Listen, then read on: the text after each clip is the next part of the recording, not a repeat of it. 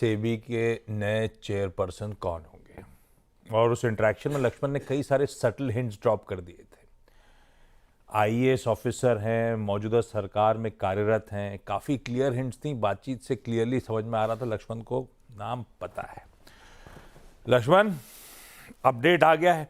ये बताओ, अब तुहिन सर को आप बहुत लंबे समय से जानते हो, मिजाज कैसा है सर का? स्टॉक मार्केट वाले पूछ रहे थे सर सख्त है या नरम है? बहुत ही सही सवाल आपने किया। दरअसल वो आक्रामक नहीं है, सख्त भी हैं, नरम भी हैं और बड़े सौम्य हैं।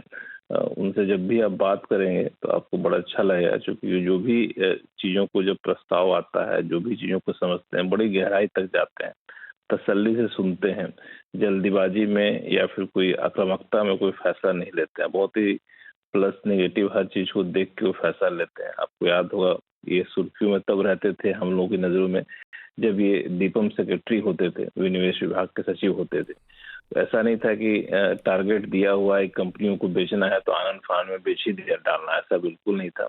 कंपनियों को बेचने में बहुत ही सावधानी बरतते थे, हिस्सेदारी बेचने में, और कंपनी की सेहत सुधारने में इनकी बड़ी भूमिका रही। जब तक वो दीपम सचिव रहे, सारे पीएसयूज के जो माली हालत थी उसको काफी बेहतर किया था इन्होंने। और एलआईसी का आईपीओ उन्हीं के जमाने में आया था, जो कि बहुत ही जटिल एक काम था।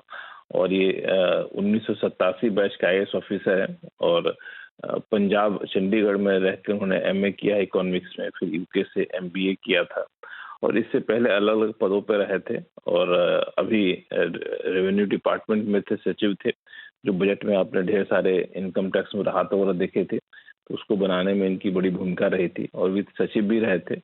और जब दीपम सेक्रेटरी थे तो इन्होंने थोड़े बहुत जब हिस्सेदारी बेचने की बात आती थी तो उस वक्त शेयर बाजार को बड़े अच्छे से बारीकी से समझ चुके थे, शेयर बाजार कैसे काम करता है, कैपिटल मार्केट क्या है। तो मुझे लगता है सेबी में पद एक नया होगा इनके लिए, लेकिन काफी हद तक की जानकारी चीजों की बहुत अच्छी है। तो मुझे लगता है कि बाजार के लोगों को खुश होना चाहिए इससे।